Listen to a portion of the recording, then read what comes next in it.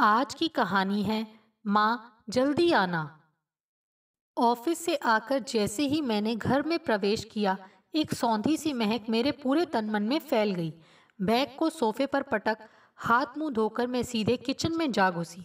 कढ़ाई में सिक रहे समोसों को देखकर पीछे से माँ के गले में बाहें डालकर बोली, अरे वाह माँ, आज तो आपने समोसे बनाकर मोगैम्बो को खुश कर दिया। बोलिए, आपको क्या चाहिए? तू खुद माँ बन गई है, पर अभी भी बचपना नहीं गया तेरा। ले, जल्दी से खाकर बता कैसे बने हैं। प्लेट में दो समोसे और धनिया की चटनी डालकर देते हुए माँ ने हल्की सी चपत मेरे गाल पर लगा दी। माँ बन गई तो क्या, मैं आपकी बच्ची नहीं रही? कहते हुए मैं समोसे खाने लगी। सर्दियों में माँ के हाथ के समोसों के हम सब दीवाने थे। मुझे याद है माँ किलो किलो मैदा के समोसे बनाती, पर हम भाई बहन खाने में प्रतियोगिता सी करते और सारे समोसों को चट कर जाते थे। माँ को कुकिंग का बहुत शौक था, इसीलिए शायद हम भाई बहन बहुत चटोरे हो गए थे। मैं बचपन की सुनहरी यादों में कुछ और खोती उससे पहले मेरे पतिदेव अमन ने घर में प्रवेश किया और आते ही फरमान जारी किया, वीनू, जल्दी से कड़क चाय पिला दो, सिर में तेज दर्द हो रहा है। बेटा, तुम हाथ मुंह धोकर आ जाओ, मैंने तुम्हारी पसंद के पनीर के समोसे बनाए हैं और कड़क चाय बस तैयार होने ही वाली है। अरे माँ, आप क्यों परेशान होती हो? इतनी बार आपसे कहा है कि आप बस आराम किया करिए, पर नहीं, आप मान नहीं सकती। बेटा, हाथ पैर चलते रहेंगे तो बुढ़ापा आराम से कट जाएगा, पर अगर जाम हो गए तो मेरे साथ साथ तुम लोग भी परेशान हो जाओगे। इसीलिए हल्का फुल्का काम तो करने ही देते रहो। जिंदगी भर तो काम में कोलू के बैल की तरह जुटे रहे और अब तुम आराम करने को कह रहे हो, तो बताओ कैसे हो पाएगा? माँ ने मुस्कुराते हुए कहा, तो अमन निशब्द से हो गए। हमें खिलाकर माँ अपनी प्लेट लगाकर ले आई और टीवी देखते हुए स्वयं भी खाने लगी। माँ की शुरू से आदत है कि जब तक घर के एक एक सदस्य को खिला नहीं लेंगी, तब तक स्वयं नहीं खाएंगी। मैं चेंज करके कुछ देर आराम करने के उद्देश्य से बिस्तर पर लेट गई। लेटते ही मन आज से 2 वर्ष पूर्व जा पहुंचा, जब एक दिन सुबह सुबह मेरे भाई अनंत का मेरे पास फोन आया। माँ और बाबूजी उस समय अनंत के पास ही थे। मेरा फोन उठाते ही वह बोला, मैं तो परेशान हो गया हूँ इन दोनों से। जब भी घर में आओ तो लगता है मानो दो जासूस बैठे हैं घर में। हमारा इनके साथ एडजस्ट करना बहुत मुश्किल हो रहा है। दीदी, आप ही कोई तरीका बताओ जिससे ये दोनों यहाँ से चले जाएं। अनंत की बातें सुनकर मेरा दिमाग सुन्न पड़ गया था। उससे उम्र में 10 वर्ष बड़ी होने के बावजूद समझ नहीं पाई कि उसके प्रश्न का क्या जवाब दूं। जिस बेटे के जन्म के लिए माँ बाबूजी ने न जाने कितनी मन्नतें मांगी, कितने मंदिर मस्जिद के दरवाजे खटखटाए, और जिसके जन्म होने पर लगा मानो उनके जीवन के समस्त दुखों का हरण हो गया है, वही बेटा आज उन्हें जासूस कह रहा था। अपनी संतान की प्रगति से खुश होने वाले माता पिता अपने ही बेटे के घर में जासूस कैसे हो सकते हैं? भारतीय संस्कृति में पुत्र को मोक्ष के द्वार तक पहुंचाने वाला कहा गया है। हमारे धर्म रक्षकों ने इस पर और चाशनी चढ़ाई कि मरणोपरांत पुत्र के द्वारा दी गई मुखाग्नि से ही स्वर्ग की प्राप्ति होती है, अन्यथा तो मानव बस नरक में ही जाता है। बस इसी मानसिकता के शिकार धर्म भीरू माँ बाबूजी इस कमर तोड़ती महंगाई में भी एक के बाद एक 3 बेटियों की कतार लगाते गए। इस बीच माँ के गर्भ में पल रही कुछ बेटियों को तो जन्म ही नहीं लेने दिया गया। खैर, इंतजार का फल मीठा होता है, यह कहावत हमारे घर में भी चरितार्थ हुई, और अंत में जब बेटा हुआ तो लगा मानो साक्षात स्वर्ग के द्वार खुल गए हों। माँ बाबूजी को उनका वह अनमोल हीरा मिल गया था जो उनकी वृद्धावस्था को तारने वाला था।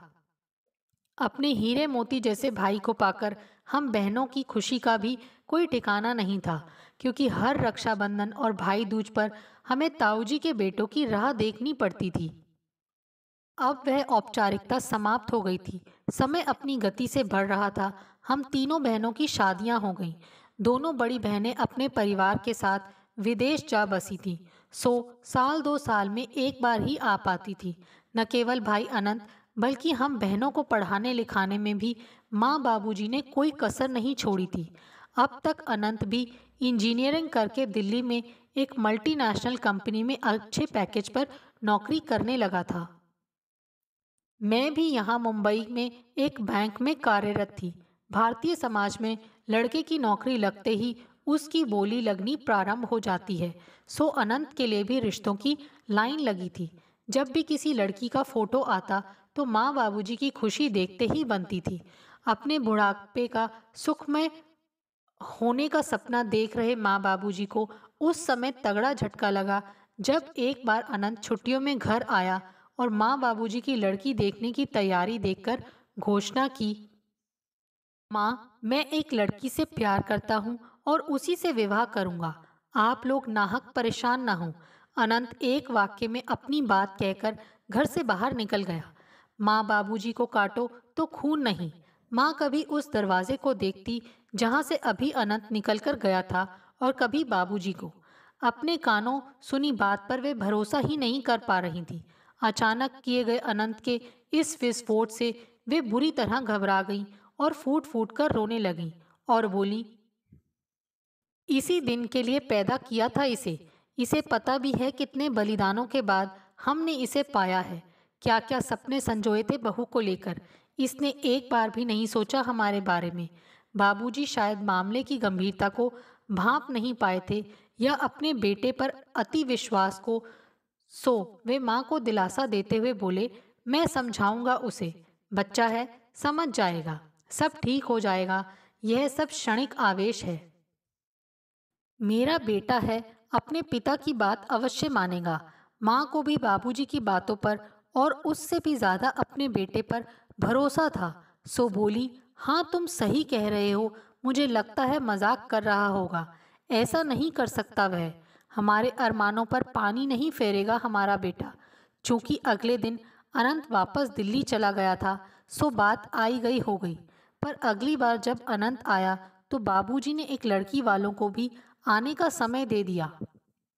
अनंत ने उनके सामने बड़ा ही रूखा और तटस्थ व्यवहार किया और लड़की वालों के जाते ही माँ बाबूजी पर बिफर पड़ा। ये क्या तमाशा लगा रखा है आप लोगों ने। जब मैंने आपको बता दिया था कि मैं एक लड़की से प्यार करता हूँ और शादी भी उसी से करूँगा, फिर इन लोगों को क्यों बुलाया।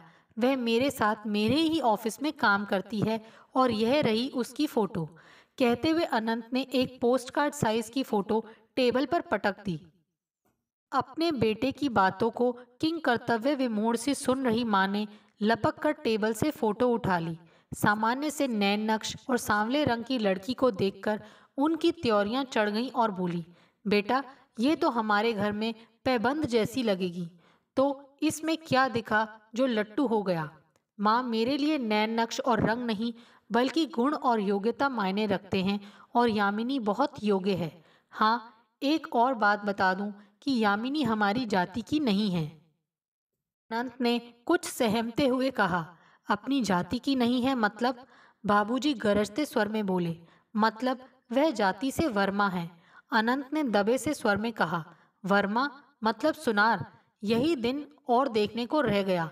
ब्राह्मण परिवार में एक सुनार की बेटी बहू बनकर आएगी। वाह वाह, इसी दिन के लिए तो पैदा किया था तुझे। यह सब देखने से पहले मैं मर क्यों ना गया। मुझे यह शादी कतई मंजूर नहीं। बाबूजी आवेश और क्रोध से कांपने लगे थे। किसी तरह माँ ने उन्हें संभाला। तो ठीक है, यह नहीं तो कोई नहीं। मैं आप लोगों की खुशी के लिए आजीवन कुंवारा रहूंगा। अनंत अपना फैसला सुनाकर घर से बाहर चला गया था। उस दिन न घर में खाना बना और ना ही किसी ने कुछ खाया। प्रतिपल हंसी खुशी से गुंजायमान रहने वाले हमारे घर में ऐसी मनुष्यत छाई कि सबके जीवन से उल्लास और खुशी ने मानो अपना मुंह ही फेर लिया हो। विवाहित होने के बावजूद हम बहनों को भी इस घटना ने कुछ कम प्रभावित नहीं किया। माँ बाबूजी का दुख हमसे देखा नहीं जाता था और भाई अपने पर अटल था। पर शायद समय सबसे बड़ा मरहम होता है। कुछ ही माह में पुत्र मोह में डूबे माँ बाबूजी को समझ आ गया कि अब उनके पास बेटे की बात मानने के अलावा कोई चारा नहीं है।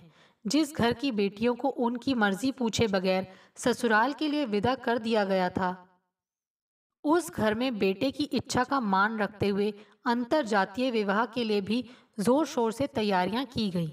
अनंत माँ बाबूजी की कमजोर नस थी, सो उनके पास और कोई चारा भी तो नहीं था। खैर, गाजे बाजे के साथ हम सब यामिनी को हमारे घर की बहू बनाकर ले आए थे। सांवली रंगत और बेहद साधारण नैन नक्श वाली यामिनी गोरे चिट्टे लंबे कदकाठी और बेहद सुंदर व्यक्तित्व के स्वामी अनंत के आसपास जरा भी नहीं ठहरती थी।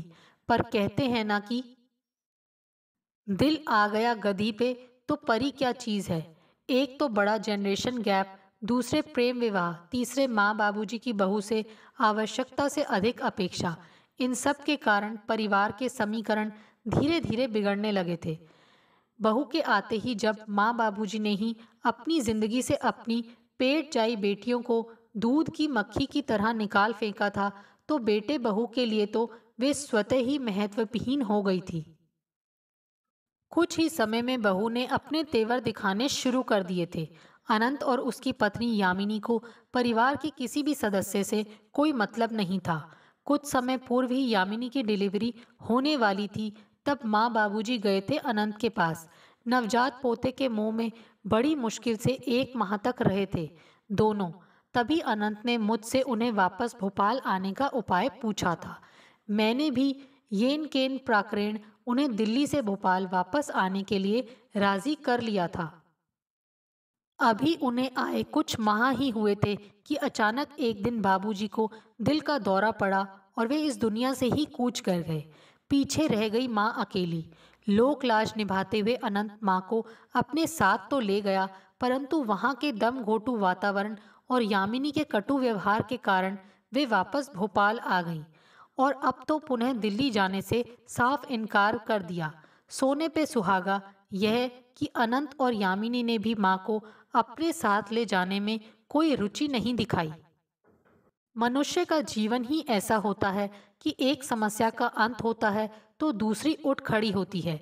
अचानक एक दिन माँ बाथरूम में गिर गईं और अपना हाथ तोड़ बैठी।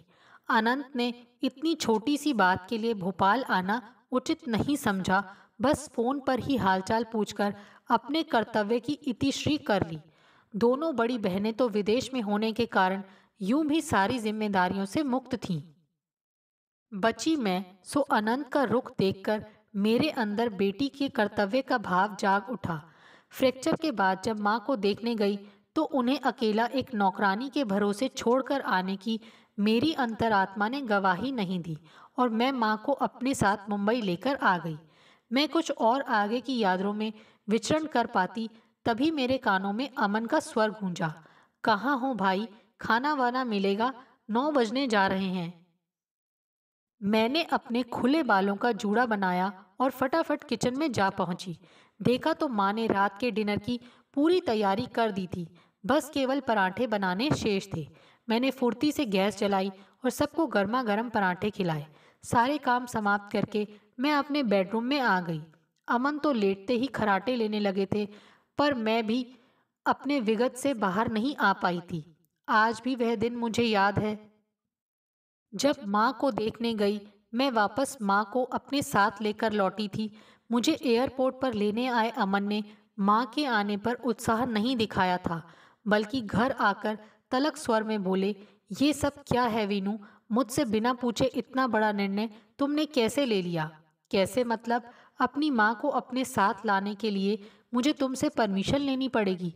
मैंने भी कुछ व्यंग्यात्मक स्वर में उत्तर दिया था। क्यों? अब क्यों नहीं ले गया इनका सगा बेटा इन्हें अपने साथ, जिसके लिए इन्होंने बेटी तो क्या दामादों तक को सदैव नजरअंदाज किया। अमन, आखिर वे मेरी माँ है, वह नहीं ले गया तभी तो मैं लेकर आई हूँ। माँ है वो मेरी, ऐसे ही तो नहीं छोड़ दूंगी। मेरी बात सुनकर अमन चुप तो हो गए, पर कहीं ना कहीं अपनी बातों से मुझे जता गए कि माँ का यहाँ लाना उन्हें जचा नहीं। इसके बाद मेरी असली परीक्षा प्रारंभ हो गई थी। अपने 20 साल के वैवाहिक जीवन में मैंने अमन का जो रूप आज तक नहीं देखा था, वह अब मेरे सामने आ रहा था। घर आकर सबसे बड़ा यक्ष प्रश्न था हमारे 2 बेडरूम के घर में माँ को ठहराने का। 10 वर्षीय बेटी अवनी के रूम में माँ का सामान रखा तो अवनी एकदम बिदक गई। अपने कमरे में साम्राज्ञी की भांति अब तक एक छत्र राज करती आई अवनी नानी के साथ कमरा शेयर करने को तैयार नहीं थी। बड़ी मुश्किल से मैंने उसे समझाया, तब कहीं मानी। पर रात को तो अपना तकिया और चादर लेकर उसने हमारे बेड पर ही अपने पैर पसार लिए कि आज तो मैं आप लोगों के साथ सोऊंगी, भले ही कल से नानी के साथ सो जाऊंगी। पर जैसे ही अमन सोने के लिए कमरे में आए तो अवनी को बेडरूम में देखकर चौंक गए। लो, अब प्राइवेसी भी नहीं रही। आज के लिए थोड़ा एडजस्ट कर लो, कल से तो अवनी नानी के साथ ही सोएगी। मैंने दबी आवाज में कहा कि कहीं माँ ना सुन ले। एडजस्ट ही तो करना है, और कर भी क्या सकते हैं। अमन ने कुछ इस अंदाज में कहा मानो जो हो रहा है वह उन्हें लेश मात्र भी पसंद नहीं आ रहा, पर उन्हें इग्नोर करने के अलावा मेरे पास कोई चारा भी नहीं था। माँ को सुबह जल्दी उठने की आदत रही है, सो सुबह 5 बजे उठकर उन्होंने किचन में बर्तन खड़खड़ाने प्रारंभ कर दिए थे। मैं मुंह के ऊपर से चादर तानकर सब कुछ अनसुना करने का प्रयास करने लगी। अभी मेरी फिर से आंख लगी ही थी कि अमन की आवाज़ मेरे कानों में पड़ी। वीनू, ये मम्मी की घंटी की आवाज़ बंद कराओ, मैं सो नहीं पा रहा हूँ। मैंने लपक कर मुंह से चादर हटाई तो माँ की मंदिर की घंटी की आवाज़ मेरे कानों में भी शोर मचाने लगी। सुबह के सर्दी भरे दिनों में भी मैं रज़ाई में से बाहर आई और किसी तरह माँ की घंटी की आवाज़ को शांत किया। जब से माँ आई, मेरे लिए हर दिन एक नई चुनौती लेकर आता। 2 दिन बाद रात को जैसे ही मैंने सोने की तैयारी कर रही थी कि अवनी ने पिनपिनाते हुए बेडरूम में प्रवेश किया। मम्मी, मैं नानी के पास तो नहीं सो सकती, वे इतने खर्राटे लेती हैं कि मैं सो ही नहीं पाती। और वह रजाई तानकर सो गई। अमन का रात का कुछ प्लान था जो पूरी तरह चौपट हो गया था, और वे मुझे घूरते हुए करवट लेकर सो गए थे। बस मेरी आंखों में नींद नहीं थी। अगले दिन अमन को जल्दी ऑफिस जाना था, पर जैसे ही वे सुबह उठे तो बाथरूम पर माँ का कब्जा था। उन्हें सुबह जल्दी नहाने की आदत जो थी। बाथरूम बंद देखकर अमन अपना आपा खो बैठे। वीनू, मैं लेट हो जाऊंगा, मम्मी से कहो हमारे ऑफिस जाने के बाद नहाया करें। उन्हें कौन सा ऑफिस जाना है। अरे ऑफिस नहीं जाना है तो क्या हुआ बेटा, चाय तो पीनी है, और तुम जानते हो कि मैं बिना नहाए चाय भी नहीं पीती। माँ ने बाथरूम से बाहर निकलकर सफाई देते हुए कहा। जिंदगी भर अपनी शर्तों पर जीती आई माँ के लिए स्वयं को बदलना बहुत मुश्किल था, और अमन मेरे साथ कॉपरेट करने को तैयार नहीं थे। इस सब के बीच मैं खुद को तो भूल ही गई थी। किसी तरह तैयार होकर लेट लतीफ़ बैंक पहुंचती और शाम को बैंक से निकलते समय दिमाग में बस घर की समस्याएं ही घूमती। इससे मेरा काम भी प्रभावित होने लगा था। मेरी हालत ज़्यादा दिनों तक बैंक मैनेजर से छुपी नहीं रह सकी, और एक दिन मैनेजर ने मुझे अपने कैबिन में बुला ही भेजा। बैठो विनीता, क्या बात है? पिछले कुछ दिनों से देख रही हूँ तुम कुछ परेशान सी लग रही हो। यदि कोई ऐसी समस्या है जिसमें मैं तुम्हारी मदद कर सकती हूँ तो बताओ। अपने काम में सदैव परफेक्शन को इम्पोर्टेंस देने वाली विनीता के काम में अब खामियां आ रही हैं, इसीलिए मैंने तुम्हें बुलाया। नहीं मैम, ऐसी कोई बात नहीं है, बस कुछ दिनों से तबीयत ठीक नहीं चल रही है। सॉरी, अब मैं आगे से ध्यान रखूंगी, कहकर मैं मैडम के कैबिन से बाहर आ गई। क्या कहूँ मैडम से कि बेटियां कितनी भी पढ़ लिख लें, आत्मनिर्भर हो जाएं, पर अपने माता पिता को अपने साथ रखने या उनकी जिम्मेदारी उठाने के लिए पति का मुंह ही देखना पड़ता है। एक पति अपनी पत्नी से अपने माता पिता की सेवा करवाना तो पसंद करता है, परंतु सास ससुर की सेवा करने में अपनी हेठ ही समझता है। समाज की इस दोहरी मानसिकता से अमन भी अछूता नहीं था। यदि वह चाहता तो माँ के साथ भली भांति तालमेल बिठाकर नित्य नई उत्पन्न होने वाली समस्याओं को काफी हद तक कम कर सकता था। यूं भी हम दोनों मिलकर अब तक के जीवन में आई प्रत्येक समस्या का सामना करते ही आए थे, परंतु जब से माँ आई हैं, अमन ने उसे अकेला कर दिया। बीती यादों को सोचते सोचते कब उसकी आंख लग गई उसे पता ही नहीं चला। सुबह बेड के बगल की खिड़की के झीने पर्दों से आती सूरज की मध्यम रोशनी और चिड़ियों की चहचहाहट से उसकी नींद खुल गई। तभी अमन ने चाय की ट्रे के साथ कमरे में प्रवेश किया। उठिए मैडम, मेरे हाथों की चाय से अपने संडे का आगाज कीजिए। ओह क्या बात है, आज तो मेरा संडे बन गया। मैं फ्रेश होकर चाय का कप लेकर अमन के बगल में बैठ गई। तो आज संडे का क्या प्लान है मैडम? मम्मी और अवनी भी आते ही होंगे। मम्मा, आज हम लोग वंडरेला पार्क चलेंगे फॉर हॉल डे एंजॉयमेंट। चलोगे ना मम्मा? और नानी भी हमारे साथ चलेंगी। माँ के साथ वॉक करके लौटी अवनी ने हमारी बात सुनकर संडे का अपना प्लान बताया। हाँ हाँ, हम सब चलेंगे। चलो जल्दी से ब्रेकफास्ट करके सब तैयार हो जाओ। मेरे बोलने से पहले ही अमन ने घोषणा कर दी। पूरे दिन के एंजॉयमेंट के बाद लेट नाइट जब घर लौटे तो सब थक कर चूर हो चुके थे, सो नींद के आगोश में चले गए। मुझे लेटते ही वह दिन याद आ गया जब माँ के आने के बाद एक दिन यूएस से अमन की माँ ने फ़ोन करके बताया कि अगले हफ्ते वे इंडिया वापस आ रही हैं। 4 साल पहले अमन के पिता का एक बीमारी के चलते देहांत हो गया था। उसके बाद उनकी माँ ने ही अपने दोनों बच्चों को पाल पोस कर बड़ा किया। अमन दो ही भाई बहन हैं, जिनमें दीदी की शादी एक एनआरआई से हुई तो वे विवाह के बाद से ही अमेरिका जा बसी थी। पिछले दिनों उनकी डिलीवरी के समय मम्मी जी वहाँ गई थी और अब उनकी वापसी का समय हो गया था, सो आ रही थी। दोनों बच्चे अपनी माँ से बहुत अटैच थे। उस दिन मैं बैंक से वापस आई तो अमन का मुंह फूला हुआ था। जैसे ही माँ सोसाइटी के मंदिर में गई थी वे फट पड़े। अब बताओ मेरी माँ कहाँ रहेगी?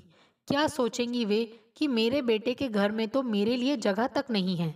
आखिर इंडिया में है ही कौन मेरे अलावा जो उन्हें पूछेगा। तुम्हारे तो और भाई बहन भी हैं, मैं तो एक ही हूँ ना मेरी माँ के लिए। अमन थोड़ा शांति तो रखो, आने दो मम्मी जी को, सब हो जाएगा। मैंने कहाँ मना किया है उनकी जिम्मेदारी उठाने से, पर अपनी माँ की जिम्मेदारी भी मेरे ऊपर है। यह कहकर कि और भाई बहन उन्हें रखेंगे अपने पास, मैं कैसे अकेला छोड़ दूं उन्हें? आखिर मेरा भी पालन पोषण उन्होंने ही किया है। मेरी इतनी दलीलों में से एक भी शायद अमन को पसंद नहीं आई थी और वे अपने फूले मुंह के साथ बेडरूम में जाकर टीवी देखने लगे थे। एक सप्ताह बाद जब सासू माँ आई तो मैं बहुत डरी हुई थी कि अब न जाने किन नई समस्याओं का सामना करना पड़ेगा। यद्यपि मैं अपनी सास की समझदारी की शुरू से ही कायल रही हूँ, परंतु मेरी माँ को यहाँ देखकर उनकी प्रकृति प्रतिक्रिया से तो अनजान ही थी। मैंने सासू माँ के रहने का इंतजाम भी माँ के कमरे में ही कर दिया था, जो अमन को पसंद तो नहीं आया था, परंतु 2 बेडरूम में फ्लैट में और कोई इंतजाम होना संभव भी नहीं था। मेरी माँ की अपेक्षा सासू माँ कुछ अधिक यंग, खुश मिजाज, समझदार और सकारात्मक विचारधारा की थी। मेरी भी उनसे अच्छी पटती थी, इसीलिए तो उनके आने के दूसरे दिन अवसर देखकर अपनी सारी परेशानियां बयां करते हुए रो पड़ी थी। मैं उन्होंने मुझे गले लगाया और बोली, तू चिंता मत कर, मैं कोई समाधान निकालती हूँ, सब ठीक हो जाएगा। उनकी अपेक्षा मेरी माँ का जीवन के प्रति उदासीन और नकारात्मक होना स्वाभाविक भी था, क्योंकि पहले बेटी की चाह में बेटियों की कतार, फिर बेटे बहू की अपेक्षा, आखिर इंसान की सहने की भी सीमा होती है। परिस्थितियों ने उन्हें एकदम शांत, निरुत्साही बना दिया था। वहीं सासू माँ के 2 बच्चे और दोनों ही वेल सेटल्ड। 2-4 दिन सब ऑब्जर्व करने के बाद उन्होंने अपने साथ माँ को भी मॉर्निंग वॉक पर ले जाना प्रारंभ कर दिया था। वापस आकर दोनों एक साथ पेपर पढ़ते, चाय पीती थी, जिससे अमन और मुझे अपने पर्सनल काम करने का अवसर प्राप्त हो जाता था। दोनों किचन में आकर मेड की मदद करती, जिससे मेरा काम बहुत आसान हो जाता। जब तक मैं और अमन तैयार होते, माँ और सासू माँ मेड के साथ मिलकर नाश्ता टेबल पर लगा लेते। हम चारों साथ साथ नाश्ता करते और ऑफिस के लिए निकल जाते। अपनी माँ को यूं खुश देखकर अमन भी खुश होते। कुल मिलाकर सासू माँ के आने से मेरी कई समस्याओं का अंत होने लगा था। सासू माँ को देखकर मेरी माँ भी पॉजिटिव होने लगी थी। एक दिन जब हम सुबह नाश्ता कर रहे थे तो सासू माँ बोली, विनीता, आज से अवनी अपनी दादी नानी के साथ सोएगी। कितनी किस्मत वाली है कि दादी नानी दोनों का प्यार एक साथ लेगी। क्यों अवनी? हाँ माँ, अब से मैं आप दोनों के नहीं बल्कि दादी नानी के बीच में सोऊंगी। उन्होंने मुझे रोज एक नई कहानी सुनाने का प्रॉमिस किया है। अवनी ने भी चहकते हुए कहा। इस बात से अमन भी बहुत खुश थे, क्योंकि उन्हें उनका पर्सनल स्पेस वापस जो मिल गया था। सासू माँ के आने के बाद मैंने भी चैन की सांस ली थी और बैंक पर वापस ध्यान केंद्रित कर लिया था। अब 3 माह तक हमारे बीच रहकर सासू माँ वापस कुछ दिनों के लिए दिल्ली चली गई थी। पर इन 3 महीनों में उन्होंने मेरे लिए जो किया वह मैं ताउम्र नहीं भूल सकती। सच में इंसान अपनी सकारात्मक सोच और समझदारी से बड़ी समस्याओं को भी चुटकियों में हल कर सकता है, जैसा कि मेरी सासू माँ ने किया था। माँ के मेरे साथ रहने पर भी उन्होंने खुशी व्यक्त करते हुए कहा था, जब मेरी बेटी मेरा ध्यान रख सकती है तो मेरी बहू अपनी माँ का ध्यान क्यों नहीं रख सकती। और मुझे फक्र है अपनी बहू पर कि अपने 3 अन्य भाई बहनों के होते हुए भी उसने अपनी जिम्मेदारी को समझा और निभाया। तभी तो उनके जाने के समय मैं फफक फफक कर रो पड़ी थी और उनके गले लगकर बोली थी, माँ जल्दी आना। दोस्तों, आपको हमारी ये कहानी कैसे लगी? प्लीज़ कमेंट्स करके बताइए। Thanks for watching this video.